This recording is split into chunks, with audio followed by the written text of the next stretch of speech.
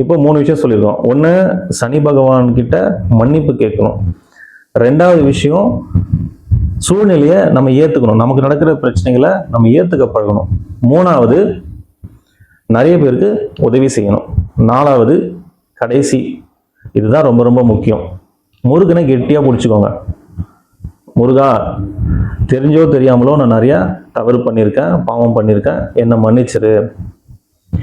திரும்பவும் புதுசாக என்னால் எந்த பாவமும் நடக்காமல் நீ என்னை காப்பாற்றி என் கூட இருந்து எனக்கு அருள் கொடு, என் கூடவே இரு.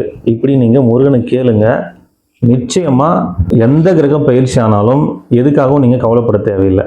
அந்த கிரக பயிற்சி மூலமாக உங்களுக்கு கெடுதல் நடக்க போகுது அப்படின்னு யாராவது சொன்னாலும் துளி கூட பயப்படாதீங்க, துளி கூட நீங்கள் கவலையே படாதீங்க. நான் சொன்ன இந்த 4 விஷயத்த நீங்கள் இந்த வாழ்க்கையில் மறந்துடாதீங்க. இந்த 4 விஷயத்த நிச்சயமாக ஃபாலோ பண்ணுங்கள். இந்த ஜென்மம் முடிகிற வரைக்கும் நீங்கள் எந்த பயிற்சியை பார்த்தும் பயப்பட தேவையில்லை, எந்த கிரகத்தை பார்த்தும் பயப்பட தேவையில்லை.